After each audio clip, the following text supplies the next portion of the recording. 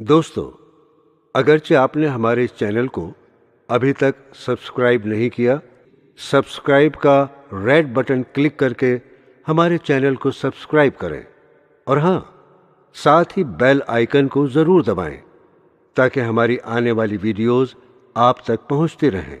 शुक्रिया। मेरे दीनी बहनों और भाइयों, अस्सलाम वालेकुम। सोनिक एंटरप्राइजेज दिल्ली ने इससे पहले आपके लिए तकरीर के 2 कैसेट पेश किए, टीवी अजाब कब्र और मरने के बाद क्या होगा। अब आपके लिए हम तीसरा कैसेट पेश कर रहे हैं जिसका उन्वान है कब्र की पहली रात।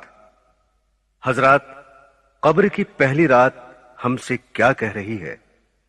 ए गाफिल, मेरे पेश आने से पहले मुझसे वाकिफ हो जा, वरना फिर बहुत पछताएगा। मैं वो रात हूं जो हर एक को पेश आती हूं। याद रख, तुझको और सबको अनकरीब पेश आकर रहूंगी। अपने पेश आने से पहले मैंने तुझे खबरदार कर दिया है। मैं खाक के नीचे सख्त अंधेरी रात हूं, लिहाजा रोशनी का सामान और आमाले सालेह का चिराग लेकर आना। 5 वक्ता नमाज, नमाज तहज्जुद, कुरान मजीद की तिलावत, अल्लाह और उसके रसूल सल्लल्लाहु अलैहि वसल्लम की पूरी पूरी फर्माबरदारी करने और अपने नफ्स की मुखालफत करने से मेरे अंदर चिराग रोशन होगा।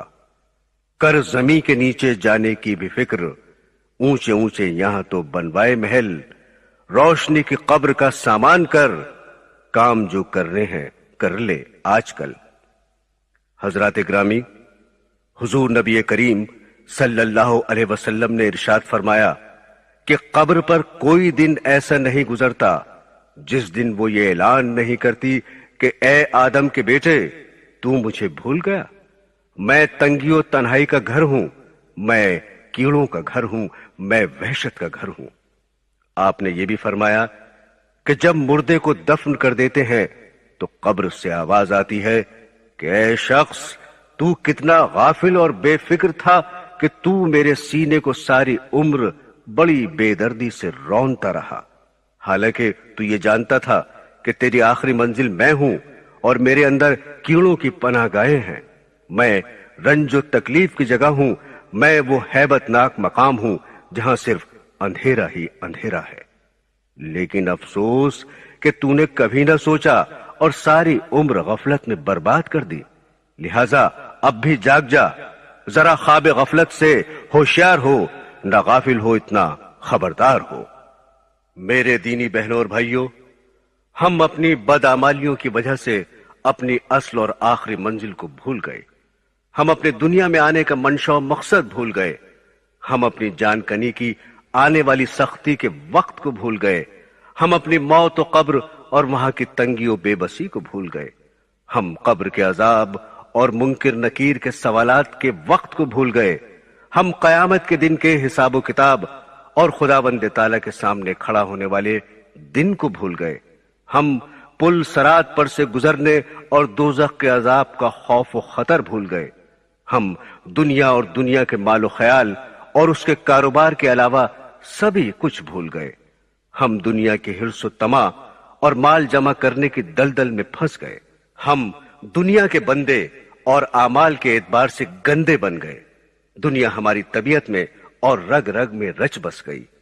इसलिए मौत से हमें नफरत है, कब्र से हमें वहशत है। मौत के लिए न कोई तैयारी है, न आखिरत के लिए कोई सामान है, न ही भूल कर भी इसका कभी कोई ख्याल आता है और न ही अल्लाह ताला को मिलना पसंद है। वो शख्स जो रंग रलियों और ऐशो इशरत में पड़ा हुआ खुदा ताला की याद और अपने आखिरी अंजाम से गाफिल है, कभी अपने अजीज और रिश्तेदार और दोस्त यार की मौत का नक्शा याद करके सोचे कि वो किस तरह मरे और फिर किस तरह से उनके जनाजे को चारपाई पर ले जाकर मिट्टी के नीचे दबा दिया गया। जो कल बड़ी शान शौकत से बन संवर कर कोठियों और महलों में रहा करते थे, आह, तुमको उन पर कुछ भी रहम ना आया और उन पर जरा भी तरस ना आया। जो कल तुम पर फिदा होते और जान देते थे, आह, तुमने उन पर अपने हाथों से मिट्टी डाल दी। अब मिट्टी ने उनकी शक्ल सूरत का क्या हाल कर दिया होगा। ان کے بدن کو ٹکڑے ٹکڑے اور الگ الگ کر دیا ہوگا۔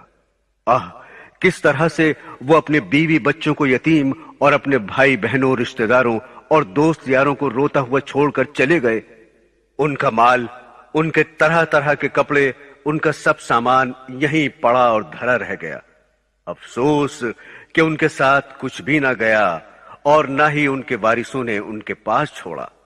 مرتے ہی ان کے سب کپڑے اتار لیے گئے، ان کی گھڑی اور ان کی انگوٹھی تک اتار لی گئی، ان کے سب خزانوں پر قبضہ کر لیا گیا، ان کو بالکل برہنہ اور ننگا کر دیا گیا، ان کو کفن میں لپیٹ کر دور اس سنسان ویران جنگل میں لے جا کر سینکڑوں من مٹی کے نیچے دبا دیا گیا۔ آج تک پھر ان کی کسی نے خبر تک نہ لی کہ کون تھا اور کیا ہوا، یا ہمارا اس سے کیا واسطہ تھا، یا ہم سے کون جدا ہو گیا۔ یاد رکھ اے غافل، یہی حشر ایک دن ان قریب یا دیر سے تیرا بھی ہونے والا ہے۔ تیرا یہ کر و فر، فخر و تکبر سب خاک میں مل جائے گا۔ قبر پر پھر نہ کوئی یار آئے گا، زمین میں دبا پڑا ہوگا، پھر نہ اٹھ سکے گا۔ تیری قبر پر گھاس اور جھاڑ ہوں گے، جانور تیری قبر پر چڑھتے پھریں گے، اور کیسے کیسے گندے لوگ تیری قبر پر سے گزریں گے۔ بعض پیدل، بعض بدبخت سائیکل اسکوٹر پر سے ہی نہ اتریں گے، اور بعض بدترین تو پیشاب تک کرنے سے گریز نہ کریں گے۔ او بدبخت، بدقسمت، دین اسلام سے نفرت اور اس میں نکتہ چینیاں کرنے والے، کہتا ہے کہ دین اسلام تو اب بہت پرانا ہو چکا ہے، اس میں ترمیم ہونی چاہیے، زمانہ بہت بدل چکا ہے، اس لیے اب اسلام کے بندھنوں کو توڑنا چاہیے۔ تو خداوند تعالیٰ کی عدالت سے بے خوف ہو گیا ہے۔ او نزاکت کے پتلے، جو نرم نرم بستروں پر پڑا ساری رات مزے لے کر سوتا اور خدا کی یاد سے غافل ہوتا ہے، خاک کے بستر اور مٹی کے گھر کو بھلا دینے والے، کوٹھیوں اور محلوں کے عاشق، اپنی منمانی اور جی چاہی کرنے والے، خدائے پاک کے حکموں کو بھلا دینے والے، اپنے گریبان میں منہ ڈال کر ذرا سوچ کہ جن کو تو آج جنگل میں تنہا چھوڑ کر مٹی کے نیچے دبا کر آیا ہے، وہ کس طرح سے محفلوں میں بیٹھ کر قہقہے لگاتے اور ہنسا کرتے تھے اور دوسرے کمزور لوگوں کا مذاق اڑایا کرتے تھے۔ آج وہ قبروں میں خاموش پڑے ہیں۔ کس طرح سے دنیا کے لذت و آرام میں مشغول تھے، آج مٹی میں ملے پڑے ہیں۔ کیسا انہوں نے موت کے آنے کو بھلا رکھا تھا، آج اس کا شکار اور لقمہ بن گئے۔ کس طرح سے شباب و جوانی کے نشے میں چور اور اندھے معذور تھے، ہائے آج ان کا کوئی پوچھنے والا نہیں۔ کیسے دنیا کے دھندوں میں ہر وقت مشغول اور مال کمانے میں دن رات لگے رہتے تھے کہ ہر وقت دن رات صبح شام ماہ و سال ان کو چین و سکون اور صبر و شکر نہ تھا۔ آج ہاتھ الگ پڑا ہے، پاؤں الگ ہے، کان جن کو ریڈیو، ٹیپ ریکارڈر اور گانا سننے سے فرصت ہی نہ تھی، اور خدا و رسول صلی اللہ علیہ وسلم، اسلام و ایمان اور قرآن و حدیث کی بات سننے کو تیار ہی نہ تھے، سب الگ الگ پڑے ہیں۔ آنکھیں جن کو ٹیلی ویژن، وی سی آر، سنیما، کھیل تماشا اور بد نظری سے فرصت ہی نہ تھی، آج وہ بھی باہر نکلی پڑی ہیں۔ منہ زبان کو کیڑے مکوڑے چمٹ رہے ہیں، جن کو سرخی پاؤڈر لگانے، پان کھانے، سگریٹ پینے، قہقہ لگا کر ہنسنے، چغلی غیبت کرنے، گانے بجانے، فضول بکواس بکنے، جھوٹی شہادت دینے، تہمت بہتان لگانے، گپ شپ لڑانے کے علاوہ اور کوئی کام ہی نہ تھا، آج کیڑوں نے کھا چاٹ کر کیا حال کر دیا۔ سارے گورے گورے بدن میں کیڑے پڑ گئے، جس کو ہر وقت بناؤ سنگھار، نہانے دھونے، چمکانے، خوشبو میں بسانے، اپنے آپ کو موٹا تازہ کرنے اور صاف ستھرا دیکھنے کے علاوہ کچھ اور پسند ہی نہ تھا۔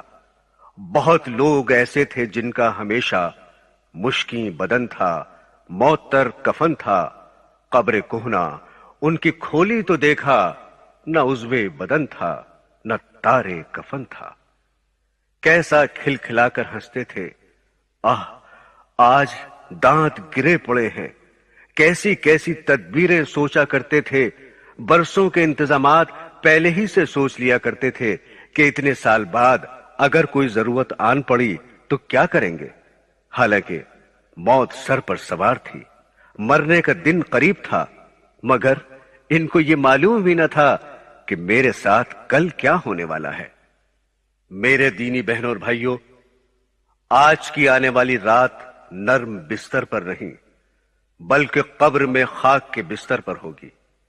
क्या तूने कहीं ऐसा देखा और सुना नहीं कि दिन में अच्छे भले थे और रात को कब्र में जा लेटे। लिहाजा याद रख, यही हाल तेरा भी होने वाला है।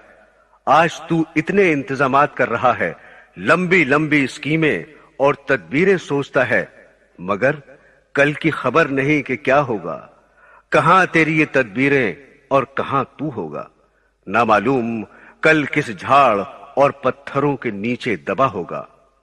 आगाह अपनी मौत से कोई बशर नहीं, सामान 100 बरस का है, पल की खबर नहीं।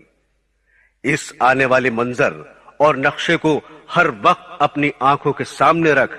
तू रात दिन मौत के करीब हो रहा है, अपने कदमों को बड़ी तेजी के साथ अपनी गोर की तरफ ले जा रहा है। तेरा फल पक चुका है, तेरे फूल की कली मुरझाने वाली है, तेरी सुबह शाम गुजरने वाली है, तेरी उम्मीदें खत्म होने वाली हैं, तेरी अजल करीब आ चुकी है। आज जिनको तू अपना साथी समझ रहा है, जिनके साथ तू आज अपना दिल बहला रहा है, ये तेरे कल कुछ भी काम ना आएंगे और ना ही तुझे कुछ नफा देंगे। ये कल तुझे अपने कंधों पर उठा के ले जाएंगे और अंधेरी कब्र में अकेले ही छोड़कर आ जाएंगे, जहां न तेरा कोई साथी न कोई मेहरबान होगा। इसलिए आज उस दिन के लिए फिक्र कर ले और वहां की नजात की तैयारी कर ले। बेकार तेरी ये बातें हैं कि चुना होगा चुनी होगा, नहीं है दूर वो दिन कि तू ज़ेरे ज़मीं होगा। इसलिए ऐ नादान, अब भी ख्वाब गफलत से बेदार हो जा। ऐ दुनिया के असबाब और उसकी जीनत चमक दमक पर मर मिटने वाले इंसान, तूने गफलत और नाफरमानी में उम्र बर्बाद कर दी। उठ, जाग, जल्दी से और होश में आ जा। अपने गुनाहों की खुदा से माफी मांग कि आज भी तुझे मोहलत नसीब है। जो वक्त हाथ से निकल गया उस पर आंसू बहा। अपनी पिछली जिंदगी पर नादिम और शर्मिंदा होकर खुदाए पाक के हुजूर में तौबा कर। अब भी कमर बांध कर नेक अमाल करने की कोशिश कर, क्योंकि मेहनत करने में कामयाबी है और गफलत और सुस्ती का अंजाम बदबख्ती और महरूमी है।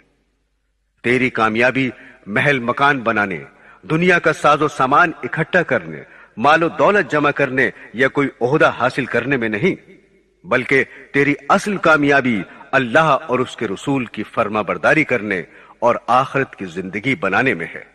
लिहाजा तू दुनिया में इस तरह से रह कि जिस तरह से एक मुसाफिर रहता है कि वो राह चलता हुआ ज्यादा बखेड़ा नहीं किया करता। हमेशा रहने की जगह तो सिर्फ आखिरत है और दुनिया में बहुत थोड़े दिन रहना है। असल कामयाबी तो आखिरत की कामयाबी है। जिसको आखिरत की कामयाबी नसीब हो गई वो अपनी मुराद को पहुंच गया। दुनिया में आज तक जितने भी लोग आए वो सब के सब अपनी मंजिल की तरफ कूच कर गए। याद रख, तू भी इसी तरह एक दिन कूच कर जाएगा। यहां कितने आए और कितने ही चले गए, मगर अफसोस कि तुझे कुछ भी नसीहत हासिल ना हुई। इस दुनिया में जो भी आया कूच करने को ही आया। जब तुझे मौत का हादसा पेश आएगा जिसको कोई टाल नहीं सकता, तो तेरे माल और दौलत और नौकर और खादिम तेरे कुछ भी काम ना आएंगे। उस वक्त डॉक्टर और हकीम, दोस्त, रिश्तेदार और सब घर वाले तुझे बचाने की तदबीरें और इलाज खत्म करके मायूस और नाउमीद हो जाएंगे और तेरे पास से उठ खड़े होंगे। तुझ पर जांकनी का आलम होगा। कोई तेरे मुंह में पानी डालेगा और कोई तुझे सूरह यासीन सुनाएगा। तेरा दम निकल जाने के बाद तेरे बदन से लिबास हाजरा उतार कर تجھے کفن کی چادروں میں لپیٹ دیں گے، تجھے زمین کی تہ میں اکیلا چھوڑ دیں گے اور نظروں سے چھپا دیں گے۔ کوئی کہے گا بڑا اچھا باپ تھا، کوئی کہے گا بڑا اچھا دوست تھا، کوئی کہے گا بڑا نیک تھا، کوئی کہے گا اللہ پاک مغفرت فرمائے، کوئی کہے گا دنیا میں اچھی گزار گیا اور اچھا وقت پورا کر گیا۔ پھر وہ بہت جلد پیٹ کے دھندے میں لگ جائیں گے اور اپنی دنیا میں مشغول ہو جائیں گے۔ پھر وہ بھولے سے بھی کبھی تجھے یاد نہ کریں گے، مگر اس زبانی جمع خرچ کے بعد انہیں یہ بھی خبر نہ ہوگی کہ کون چلا گیا، کون ہم سے جدا اور رخصت ہو گیا۔ اس کا کچھ خیال نہ ہوگا، بلکہ ان کی ساری کوشش مال و دولت، زمین و جائیداد کے تقسیم کرنے، آپس میں بانٹنے اور لڑنے مرنے پر لگی ہوگی۔ تیرے مال کی تقسیم کی کمی بیشی کی وجہ سے وہ ایک دوسرے پر اپنا زیادہ حق جتلانے پر مقدمے بازی کریں گے۔ اس بلا و مصیبت میں وہ برسوں گرفتار اور مبتلا رہیں گے۔ پھر کوئی جیت گیا، کوئی ہار گیا۔ آخر لڑائی جھگڑے اور مقدمے بازی کے بعد ایک دوسرے سے لین دین اور تعلقات بھی ختم ہوں گے۔ انجام کار یہ کہ اسی حال میں وہ اس دنیا فانی سے رخصت ہوں گے۔ اے غافل، جو کہ دھوکے میں پڑا ہوا ہے، ان کی دوستی سے دھوکہ نہ کھا۔ سب سے اچھا دوست اور ساتھی تیرا نیک عمل ہے۔ دن گزر رہے ہیں، قبر منہ پھاڑے ہوئے ہے، موت سر پر چکر لگا رہی ہے، ملک الموت روح قبض کرنے کے انتظار میں ہے۔ حالات بدل رہے ہیں، ہولناک واقعات پیش آنے کو ہیں، تنگ و تاریک اور تلخ گھاٹیاں طے کرنے کو ہیں۔ تیری غفلت اور لاپرواہی کا یہ حال ہے کہ تجھے کچھ خبر ہی نہیں کہ کل تیرے ساتھ کیا ہونے والا ہے۔ کہیں مال و دولت کے جمع کرنے کی فکر میں ہے، کہیں چار یاروں سے ہنسی دل لگی کے ذکر میں ہے۔ تو ایسا بے دھڑک چل رہا ہے کہ سراسر اپنے اوپر غضب کر رہا ہے۔ تو مال و دولت، جوانی و صحت اور طاقت و توانائی کے نشے میں چور ہے اور دین سے کوسوں دور ہے۔ آخر یہ غفلت و سستی اور آخرت سے بیزاری کب تک رہے گی؟ ایسے گھر پر کیا رونا اور فریاد کرنا جو اجڑ گیا، خالی ہو گیا، جس کے نشان مٹ گئے، ان کی یادگاروں اور کھنڈروں پر واہ ویلا کیسا۔ بچپن کا زمانہ گزر چکا، غزل گوئی اور افسانہ بازی کا وقت بیت گیا، تو پھر اب یہ بچپنا اور شعر و شاعری کیسی؟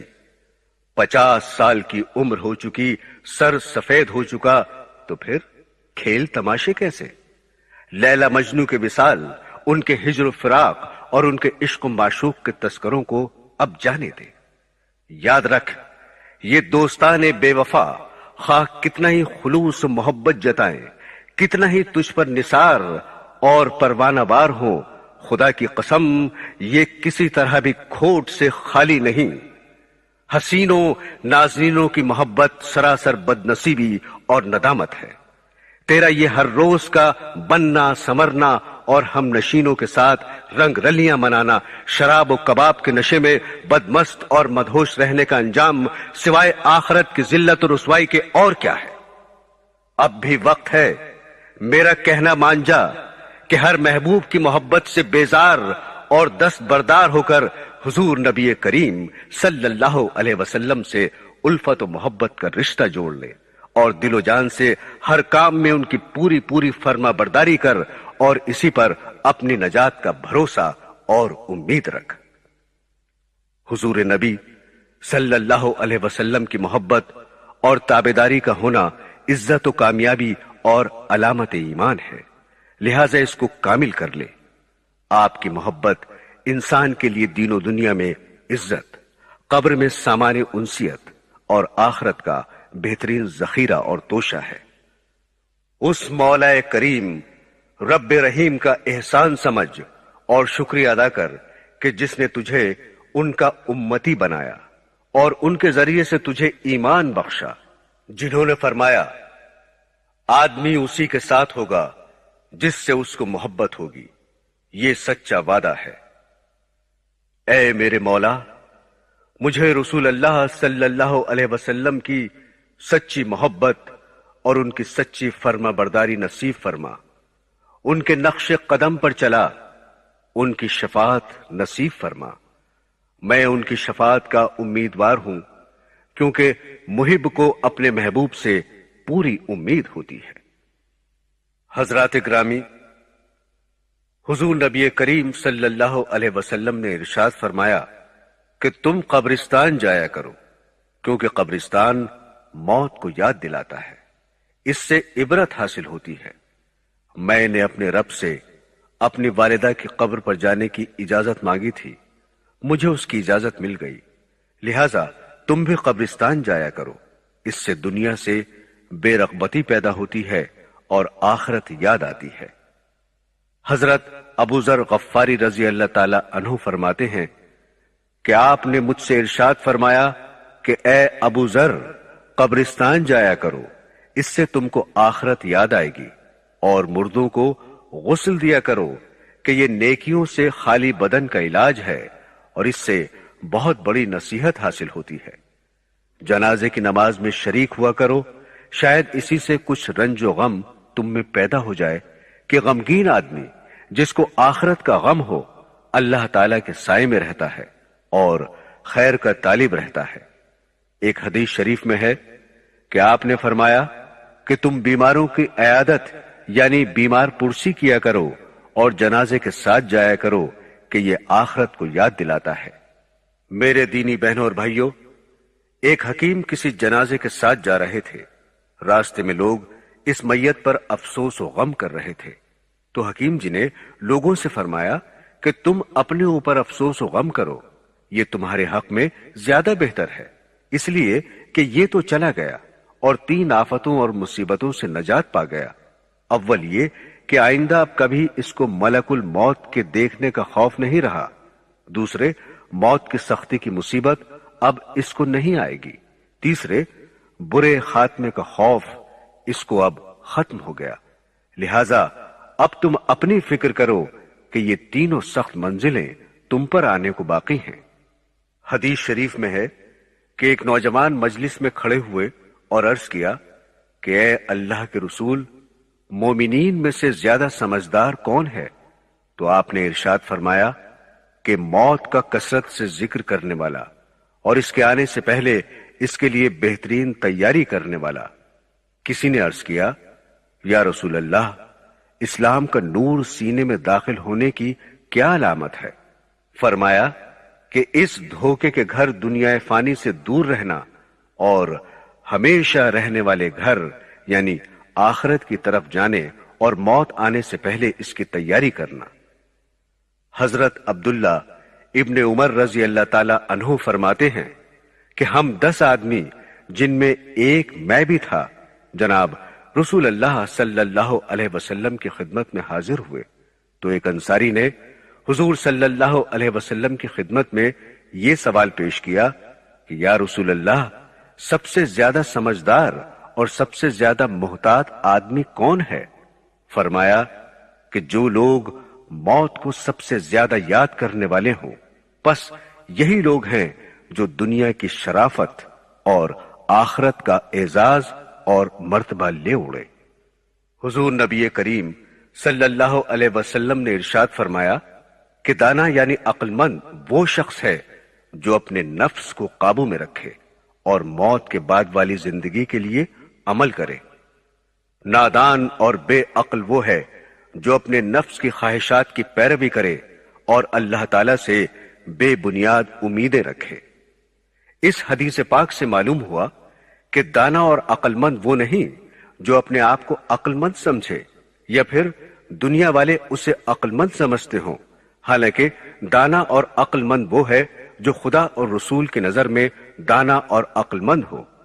खुदावंद ताला और रसूल अकरम सल्लल्लाहु अलैहि वसल्लम की नजर में दाना और अक्लमंद वो शख्स है जो अपने नफ्स को काबू में रखे और उसको बुरी ख्वाहिशात से रोके रखे, हर वक्त उसका मुहासिबा करता रहे, किसी वक्त भी उसकी निगरानी से गाफिल ना हो कि वो अपनी मनमानी और जी चाही करने लगे और खुदावंद ताला की बनाई हुई हुदूद को तोड़कर आजाद हो जाए, हर वक्त آخرت کی زندگی کو سامنے رکھ کر موت کے بعد آنے والی زندگی کی فکر رکھ کر اس کو سنوارے، بنائے اور وہاں کی کامیابی کی تیاری کرتا رہے۔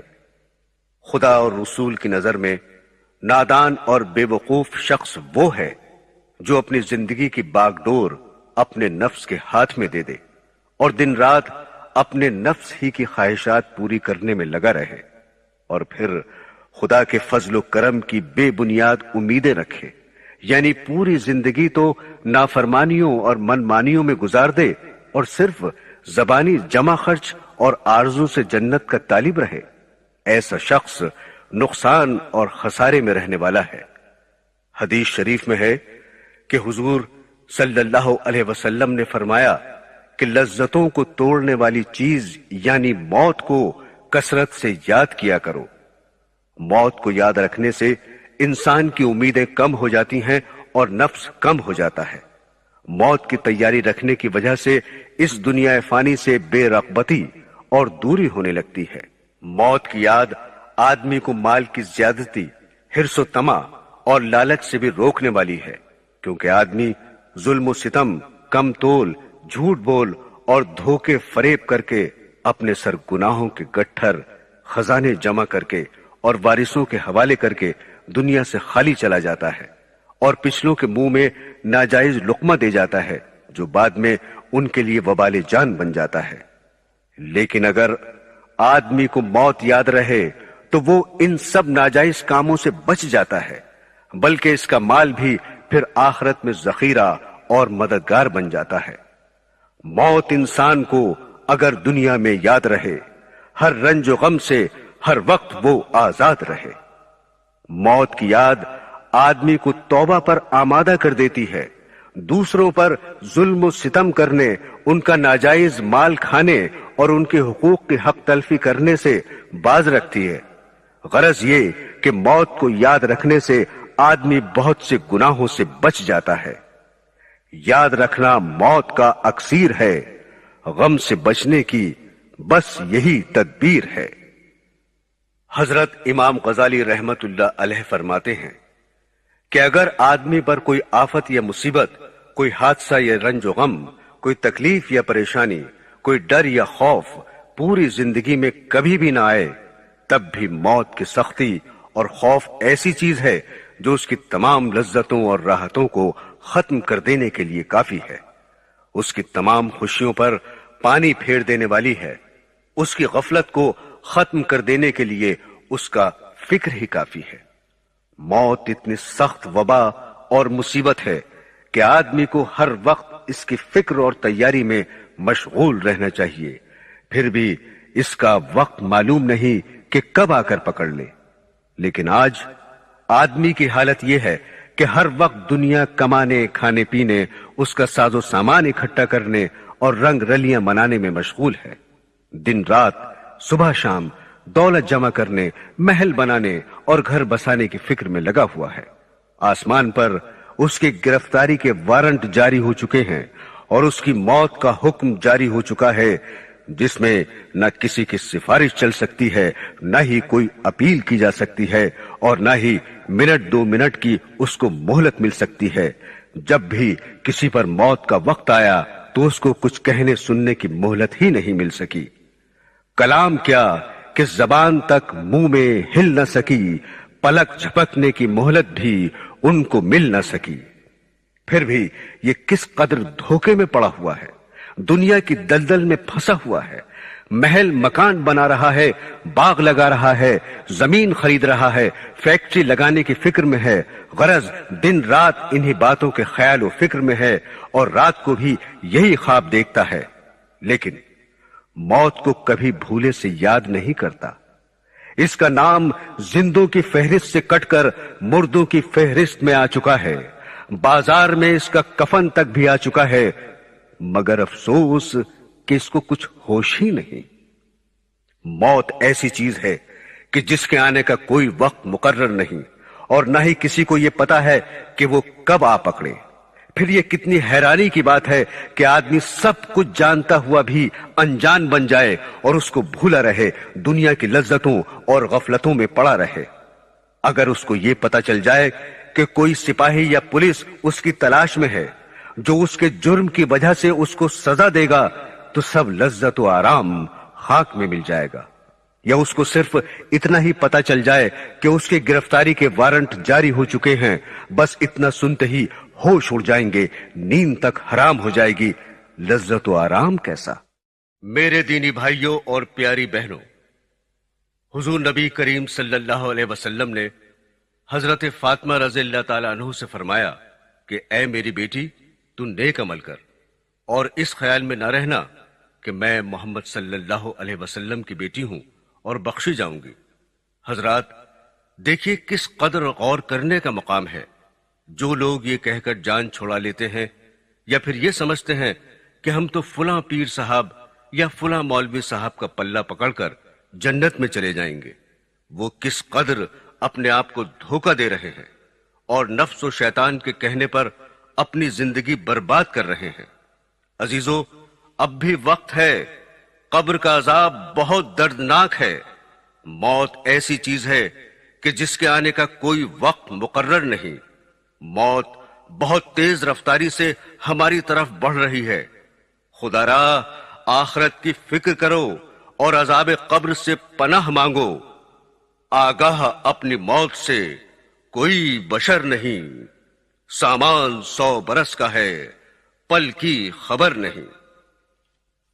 حضرات، حضرت فاطمہ زہرا رضی اللہ تعالیٰ عنہ کی وفات کے بعد جب رات کو ان کا جنازہ قبر میں اتارا گیا تو حضرت ابو ذر غفاری رضی اللہ تعالیٰ عنہما نے اپنے جوش غم میں قبر سے خطاب کر کے فرمایا کہ اے قبر، کیا تجھے کچھ خبر بھی ہے کہ ہم کس کا جنازہ لے کر آئے ہیں؟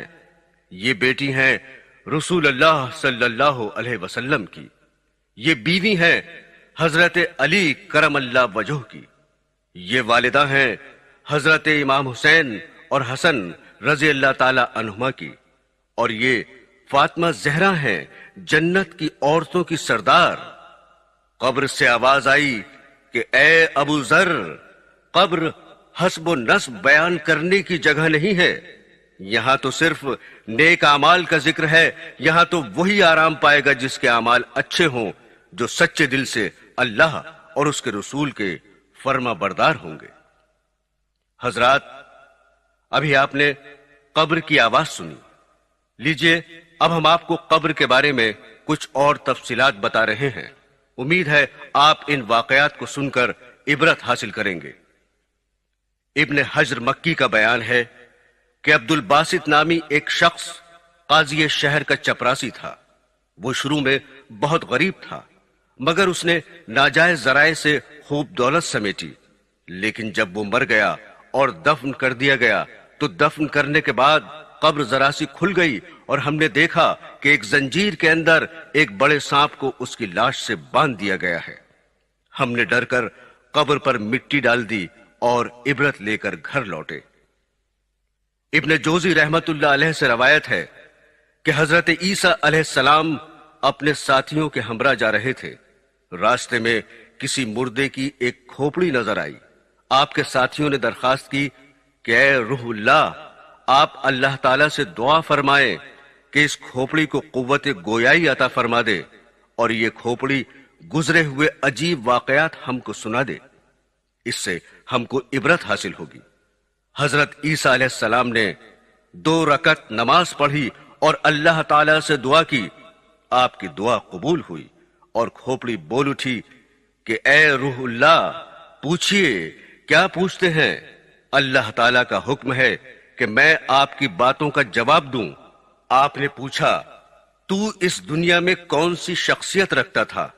کھوپڑی نے جواب دیا، میں اس زمین کا بادشاہ تھا، 1000 برس زندہ رہا، 1000 اولاد مجھ سے ہوئیں، 1000 شہر فتح کیے، 1000 لشکروں کو شکست دی اور 1000 بادشاہوں کو قتل کیا۔ بالآخر اس فاتح زمانہ کو موت آئی۔ میں نے اچھی طرح یہ معلوم کر لیا کہ زہد و تقوی سے بڑھ کر کوئی دولت نہیں اور حرص و طمع میں ہلاکت ہی ہلاکت ہے، اور اللہ تعالیٰ کی تقدیر پر راضی رہنے میں سب سے بڑی عزت ہے۔ محترم سامعین، اب ہم جو واقعہ آپ کو سنا رہے ہیں وہ بڑا عبرتناک اور دل ہلا دینے والا ہے۔ خدا ہم سب مسلمانوں کو قبر کے عذاب سے بچائے۔ لیجئے ایک کفن چور کی داستان سنیے۔ حضرت سیدنا حسن بصری رحمت اللہ علیہ کے دست مبارک پر ایک ایسے کفن چور نے توبہ کی جس نے تقریباً 2200 کفن چرائے تھے۔ حضرت حسن بصری رحمت اللہ علیہ کے دریافت کرنے پر اس نے 3 قبروں کے واقعات بیان کیے۔ ایک بار میں نے ایک قبر کھودی تو اس میں ایک دل ہلا دینے والا منظر دیکھا۔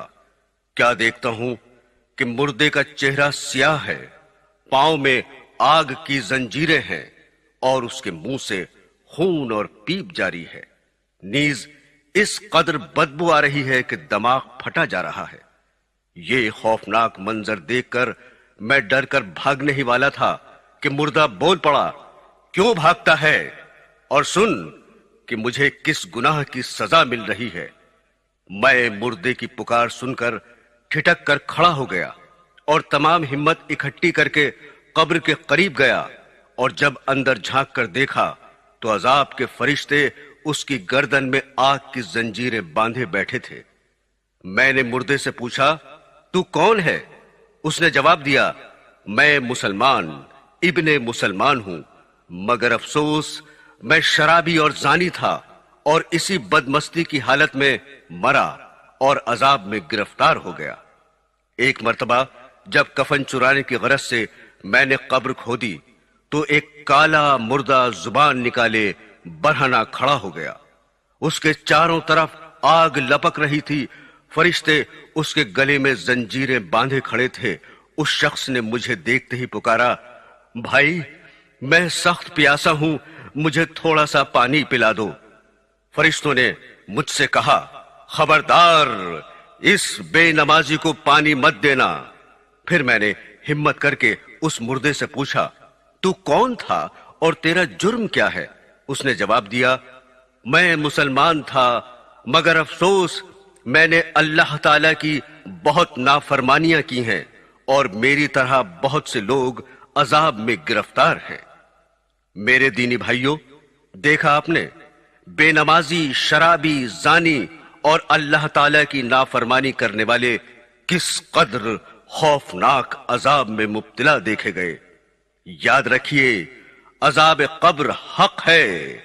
عذاب قبر دراصل عذاب برزخی کو کہتے ہیں۔ حضرات، ناحق فیصلہ کرنا بھی عذاب قبر ہے۔ لیجئے ایک اندھے کفن چور کا عبرتناک واقعہ سنیے۔ ابو اسحاق ابراہیم بن عبداللہ طالبی رحمت اللہ علیہ کا بیان ہے کہ ہمارے یہاں ایک اندھا کفن چور تھا۔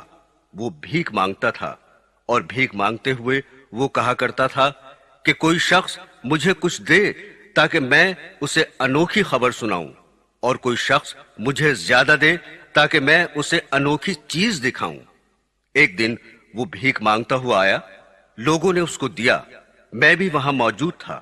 بھیک پا کر اس نے انوکھی چیز دکھانے کے لیے اپنی آنکھوں سے کپڑا ہٹایا۔ میں نے دیکھا کہ اس کی دونوں آنکھیں غائب تھیں اور آنکھوں کے حلقے کا سوراخ آگے سے پیچھے تک آر پار تھا۔ دونوں سوراخ ایسے تھے جیسے 2 ٹکلیاں لگی ہوں، اور سامنے سے اس کی گدی کے پیچھے کی چیزیں صاف نظر آ رہی تھیں۔ پھر اس نے کہا کہ اب میں تم کو انوکھی خبر سناتا ہوں۔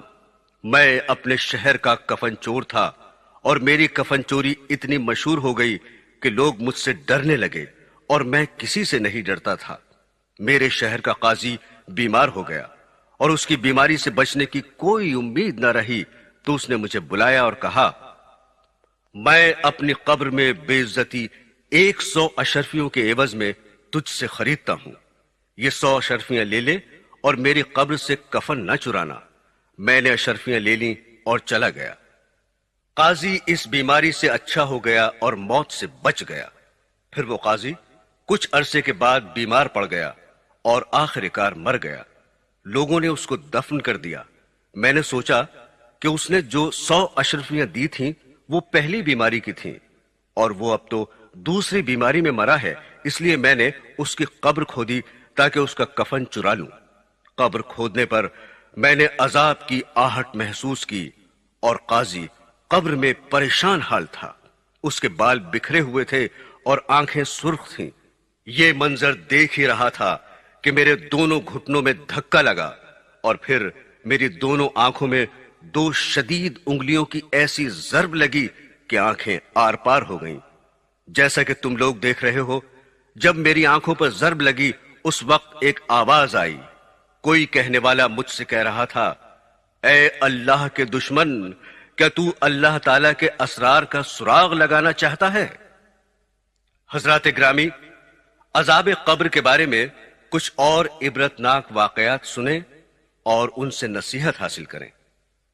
حضرت عثمان غنی رضی اللہ تعالی عنہ کے غلام حضرت ہانی رضی اللہ تعالی عنہ کا بیان ہے کہ حضرت عثمان رضی اللہ تعالی عنہ جب کسی قبر کے پاس کھڑے ہوتے تو ان پر اتنی رقت طاری ہوتی کہ روتے روتے آنسو سے ان کی داڑھی تر ہو جاتی۔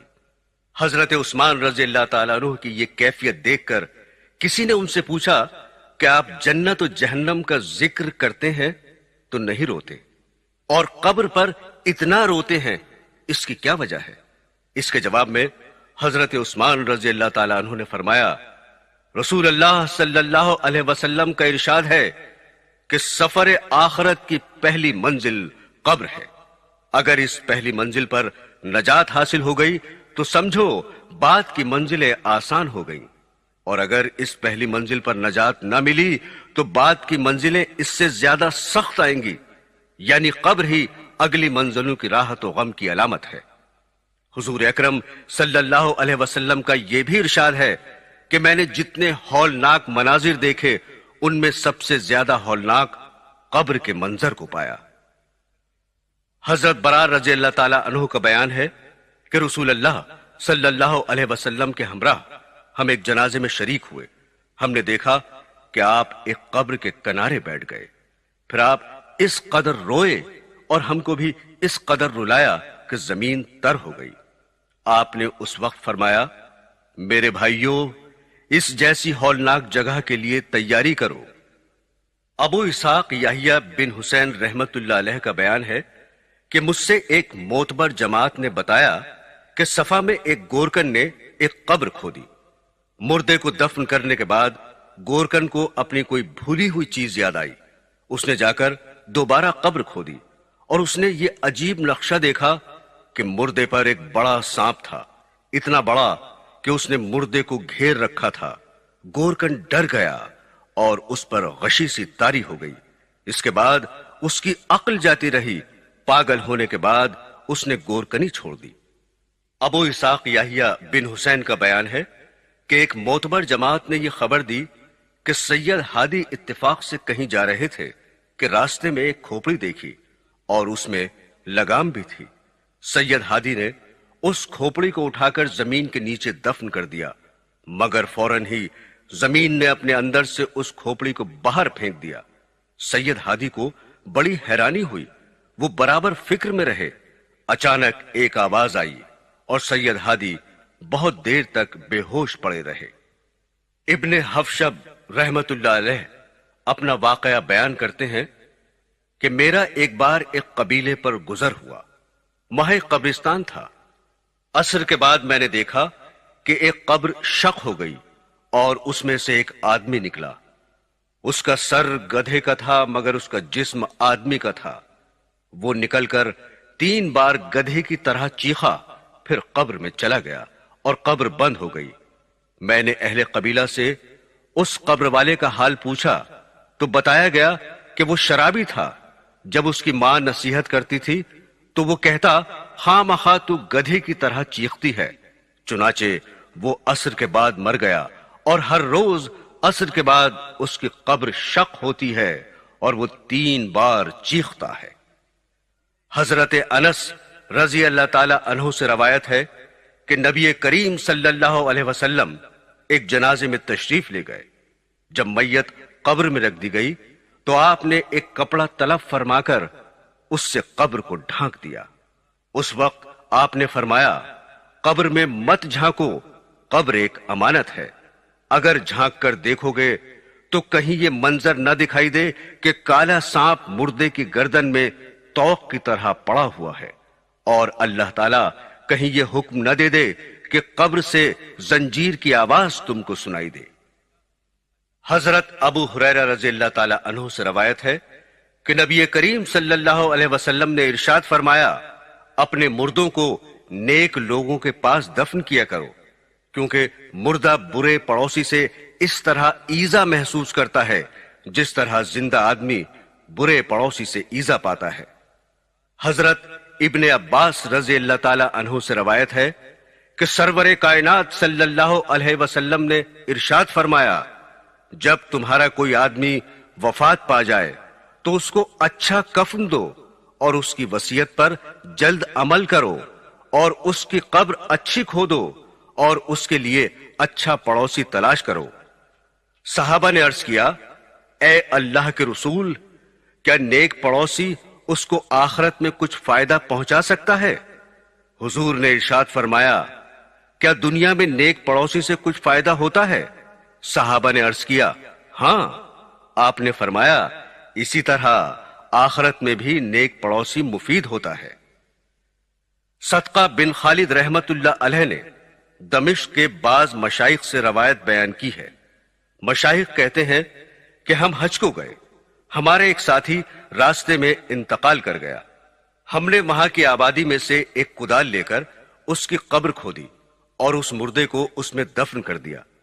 دفن کرنے کے بعد یاد آیا کہ کدال تو قبر میں ہی بھول گئے۔ ہم نے قبر کو پھر کھودا تو دیکھتے ہیں کہ اس مردے کی گردن اور دونوں ہاتھوں کو اس کدال میں باندھ دیا گیا ہے۔ ہم نے یہ دہشت ناک منظر دیکھ کر قبر کو مٹی سے پاٹ دیا اور کدال کو نہ نکال سکے۔ کدال کے مالک کو اس کی قیمت دے کر راضی کیا۔ جب ہم وہاں سے لوٹ کر آئے تو اس مردے کی بیوی سے اس کا حال پوچھا۔ اس نے بتایا کہ میرا خاوند ایک شخص کے ہمراہ جا رہا تھا، اس شخص کے پاس مال تھا، میرے خاوند نے اس کو قتل کر کے اس کا سارا مال لوٹ لیا تھا اور اسی مال سے یہ حج کو جا رہا تھا۔ حضرت امام حسین رضی اللہ تعالی عنہ کے قاتلوں کا سردار عبید اللہ ابن زیاد جب مقتول ہوا تو اس کا سر اور اس کے ساتھیوں کے سر میدان میں رکھے گئے۔ اچانک ایک بڑا سانپ نمودار ہوا، تمام لوگ اس کے خوف سے ادھر ادھر منتشر ہو گئے۔ وہ سانپ تمام سروں میں گھستا پھرتا باہر نکلتا رہا، یہاں تک کہ ابن زیاد کے دونوں نتنوں میں داخل ہو کر پھر اس کے منہ سے باہر نکلا۔ کئی بار اسی طرح کر کے وہ چلا گیا، پھر لوٹ آیا اور دوسرے سروں کے ساتھ بھی یہی برتاؤ کرتا ہوا غائب ہو گیا۔ کچھ معلوم نہیں ہوا کہ کہاں سے آیا تھا اور کہاں غائب ہو گیا۔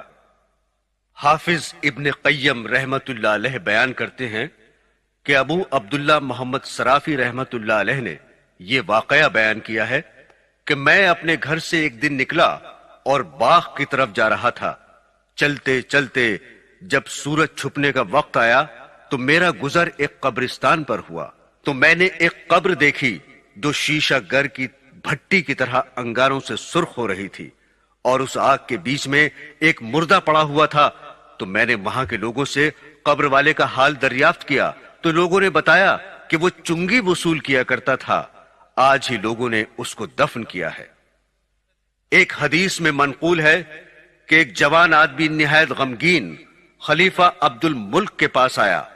عبد الملک نے اس کے رنج و غم کی وجہ پوچھی تو اس غمزدہ نے کہا، میں اپنے گناہ کے سبب سے غمگین ہوں۔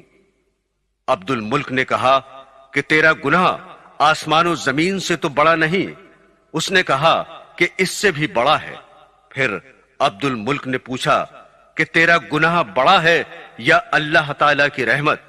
اس پر اس نوجوان نے خاموشی اختیار کی۔ پھر عبد الملک نے اس سے پوچھا، تیرا کون سا گناہ ہے؟ اس کے بعد اس نے بتایا کہ میں کفن چور تھا، 5 قبروں کے مردوں نے مجھ کو توبہ کرنے پر مجبور کر دیا۔ میں نے ایک پہلی قبر کھودی تو اس کے مردے کو دیکھا کہ اس کا منہ قبلے کی طرف سے پھیر دیا گیا تھا اور اس کا دوسرا عذاب بھی دیا جا رہا تھا۔ میں وہاں سے ڈر کر چلا تو غیب سے آواز آئی کہ تو اس مردے سے یہ کیوں نہیں پوچھتا وہ کس وجہ سے اس عذاب میں گرفتار ہے؟ میں نے کہا کہ میں نہیں پوچھ سکتا۔ پھر غیب سے آواز آئی کہ یہ شخص نماز کو حقیر اور برا سمجھتا تھا، اس لیے اس کو یہ عذاب ہو رہا ہے۔ میں نے ایک دوسری قبر کھودی تو دیکھا کہ اس کا مردہ بالکل سور ہو گیا تھا، توق اور بیڑیوں سے جکڑا ہوا تھا۔ میں یہ دیکھ کر ڈر کر بھاگنے لگا۔ غیب سے پھر آواز آئی، تو اس مردے سے اس عذاب کا سبب کیوں نہیں پوچھتا؟ میں نے کہا یہ سوال میری قدرت اور طاقت سے باہر ہے۔ پھر غیب سے آواز آئی، یہ شراب پیتا تھا اور اللہ تعالیٰ کی حرام کی ہوئی چیزوں کو اس نے حرام نہیں کیا تھا بلکہ حلال سمجھ رکھا تھا۔ میں نے پھر ایک تیسری قبر کھودی، اس کا مردہ آگ کی میخوں سے بندھا ہوا تھا اور اس کی زبان باہر نکلی ہوئی تھی۔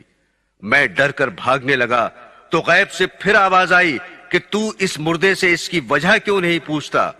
میں نے کہا اس سوال کی مجھ میں طاقت نہیں۔ اس نے کہا یہ لوگوں کا مال دبانے کی کوشش کرتا تھا۔ میں نے ایک اور چوتھی قبر کھودی، اس کا مردہ آگ میں جل رہا تھا۔ میں دیکھ کر ڈر کر بھاگا تو غیب سے پھر آواز آئی، تو اس سے اس کا سبب کیوں نہیں پوچھتا؟ میں نے کہا یہ سوال کرنے کی مجھ میں ہمت نہیں۔ تو غیب سے آواز آئی، یہ شخص جھوٹا تھا اور جھوٹی قسمیں کھایا کرتا تھا۔ اس کے بعد میں نے ایک پانچویں قبر کھودی تو دیکھا کہ فرشتے اس مردے کو آگ کے ستون میں مار رہے تھے۔ غیب سے آواز آئی، تو اس سے عذاب کا سبب کیوں نہیں پوچھتا؟ میں نے کہا میرے اندر اتنی طاقت ہی نہیں کہ میں پوچھ سکوں۔ غیب سے آواز آئی، یہ ایک کھلنڈرا تھا جو شطرنج وغیرہ کھیلا کرتا تھا، حالانکہ اللہ اور اس کے رسول صلی اللہ علیہ وسلم نے اس سے منع فرمایا ہے۔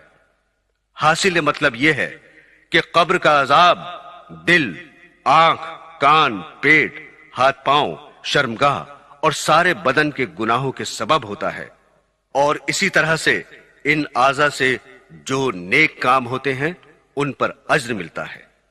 محمد بن یونس قربائی کا بیان ہے کہ ابو سنان بڑا نیک آدمی تھا۔ اس نے یہ واقعہ بیان کیا کہ ایک شخص کے بھائی کا انتقال ہو گیا۔ جب میں اس کے افسوس کو گیا تو اس کو بڑا رنجیدہ پایا۔ اپنے غم کی وجہ اس نے یہ بتائی کہ جب میرے بھائی کو دفن کر دیا گیا تو میں نے قبر سے ایک آواز سنی، وہ کہہ رہی تھی، آہ میرا بھائی۔ میں نے یہ سن کر قبر کھودنا شروع کر دی تو پھر دوسری آواز آئی کہ ایسا نہ کر، لہٰذا میں نے مٹی برابر کر دی۔ لیکن پھر یہ آواز آئی کہ آہ میرا بھائی۔ میں نے پھر قبر کھودنا شروع کی، مگر پھر دوسری آواز آئی کہ ایسا مت کر، اور میں نے پھر مٹی برابر کر دی۔ غرض یہ کہ اسی طرح بار بار ہوتا رہا۔ جب میں اٹھ کر واپس گھر کو آنے لگا تو قبر سے بڑی دردناک رونے کی آواز آئی کہ آہ میرا بھائی۔ میں یہ سن کر پھر قبر پر گیا اور قسم کھائی کہ اب ضرور قبر کھود کر اپنے بھائی کو دیکھوں گا۔ جب قبر کھود کر دیکھا تو اس کی گردن میں آگ کا توق پڑا ہوا تھا۔ میں نے توق کو کاٹنا چاہا تو میری انگلیاں جاتی رہیں۔ ابو سنان کا بیان ہے کہ اس نے اپنا ہاتھ ہم کو دکھایا تو اس کی 4 انگلیاں غائب تھیں۔ میرے دینی بہنوں اور بھائیوں، ابھی آپ عذاب قبر کے اسباب کے بارے میں سن رہے تھے۔ چغل خوری، پیشاب میں بے احتیاطی، بے وضو نماز پڑھنا، بدکاری، چوری، شراب نوشی، ماں کے ساتھ بے ادبی، تکبر سے چلنا، دھوکے کے کاروبار، صحابہ اکرام کو برا کہنا اور ناحق فیصلہ کرنا۔ ان سب برے کاموں سے بچیں، کیونکہ یہی عذاب قبر کا سبب ہے۔ حضرات گرامی، مومن پر قبر کی شفقت کے بارے میں اب ذرا سن لیجئے۔ حضرت سعید بن مسیب رضی اللہ تعالی عنہ سے روایت ہے کہ حضرت عائشہ نے عرض کیا کہ اے اللہ کے رسول، آپ نے جس دن منکر نکیر اور قبر کے بھینچنے کی حدیث بیان فرمائی، اس دن سے مجھے کوئی چیز اچھی معلوم نہیں ہوتی، دل گھبرایا ہوا ہے۔ آپ نے فرمایا، اے عائشہ، منکر نکیر کی آوازیں باوجود کڑک کے مومن کے کانوں میں ایسی معلوم ہوں گی جیسے آنکھ میں سرما لگانے کی آواز ہوتی ہے، اور مومن کو قبر اس شفقت سے دبائے گی جیسے کوئی ماں اپنے بیٹے کے درد سر کو دور کرنے کے لیے نرم ہاتھ سے دباتی ہے۔ ہاں عائشہ، ہلاکت تو ان لوگوں کی ہے جو مومن نہیں ہیں، ان کو قبر اس طرح دبائے گی جیسے انڈا پتھر سے دبا دیا جاتا ہے۔ حضرت عبداللہ بن شجر رضی اللہ تعالی عنہ سے روایت ہے کہ رسول اللہ صلی اللہ علیہ وسلم نے فرمایا، جو شخص بیماری کی حالت میں قل اللہ پڑھتا رہے اور اس بیماری میں اس کا انتقال ہو جائے تو وہ فتنہ قبر سے محفوظ رہے گا، اور قیامت کے دن فرشتے اس کو اپنی ہتھیلیوں پر رکھ کر پل صراط سے گزاریں گے اور وہ جنت میں پہنچ جائے گا۔ حضرت عطا سے روایت ہے کہ مردہ جب قبر میں رکھا جاتا ہے تو سب سے پہلے اس کے پاس اس کا عمل جاتا ہے، اور عمل کہتا ہے میں تیرا عمل ہوں۔ مردہ کہتا ہے میرے گھر والے، میرے اہل و عیال اور میرا مال کہاں ہے؟ عمل جواب دیتا ہے ان تمام چیزوں کو تو نے اپنے پیچھے چھوڑا، قبر میں صرف میں تیرے ساتھ داخل ہوا ہوں۔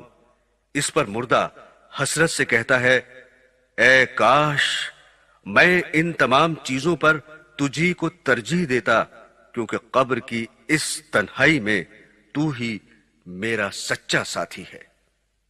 حضرات گرامی، قبر آخرت کا پہلا دروازہ ہے، لہذا جو کوئی اعمال صالح کی پونجی لے کر اس دروازے سے داخل ہوگا تو اللہ تعالیٰ کے فرشتے گرم جوشی کے ساتھ اس کا استقبال کریں گے۔ قبر میں حشر تک آرام سے سویا کرے گا، پھر حشر کے دن اس کو دوبارہ اٹھایا جائے گا اس حالت میں کہ وہ اللہ سے راضی ہوگا اور اللہ تعالیٰ اس سے راضی ہوگا، اور یہی سب سے بڑی کامیابی ہے۔ کتنے خوش نصیب ہیں وہ لوگ جو نیکیوں کی پونجی لے کر اس منزل قبر میں داخل ہوتے ہیں تو قبر ان کے لیے جنت کا باغ بن جاتی ہے، اور جو لوگ بد اعمال کا ذخیرہ جمع کر کے لے جاتے ہیں تو ان کے لیے قبر جہنم کا گڑھا بن جاتی ہے۔ وہ عذاب دیکھ کر پھر پچھتاتے ہیں، لیکن وہاں کا پچھتانا پھر کس کام کا؟ حاصل یہ ہے کہ قبر دنیا کی کھیتی کا کھلیان ہے اور مقام عبرت ہے، لہذا اب بھی خبردار ہو جا پہلے اس کے کہ موت کے بعد تجھے بیدار کیا جائے۔ عذاب قبر کا معاملہ بہت مشکل ہے۔ اللہ تعالی ہم گنہگاروں پر اپنا رحم فرمائے، عذاب قبر سے بچائے اور آخرت کی کامیابی نصیب فرمائے۔ حضور صلی اللہ علیہ وسلم نے ارشاد فرمایا کہ تم عذاب قبر کے خوف کی وجہ سے مردوں کو دفنانا چھوڑ دو گے؟ اگر مجھے یہ ڈر نہ ہوتا تو میں اللہ تعالیٰ سے دعا کرتا کہ تمہیں عذاب قبر سنا دے اور دکھا دے۔ اسی وجہ سے حضور نبی کریم صلی اللہ علیہ وسلم نے اپنی دعاؤں میں کثرت سے اس سے نجات کی دعا مانگی ہے تاکہ لوگ بھی کثرت سے عذاب قبر سے اللہ تعالیٰ کی پناہ مانگے۔ عذاب سخت ہے، لہذا ہر وقت اس سے ڈرو اور اس سے اللہ پاک کی پناہ مانگو، ہر وقت اس کو یاد رکھو۔ اے اللہ، میں تیری پناہ چاہتا ہوں عذاب قبر سے اور دوزخ کے عذاب سے، آمین ثم آمین۔ بہنوں اور بھائیوں، ابھی آپ قبر کی پہلی رات کا بیان سن رہے تھے۔ جیسا کہ آپ جانتے ہیں، سونک انٹرپرائزز نے آپ کی خدمت میں یہ دینی کیسٹ پیش کرنے کا سلسلہ شروع کیا ہے۔ اب بہت جلد سونک انٹرپرائزز دلی پیش کریں گے 6 گنہگار عورتیں اور قیامت کب آئے گی۔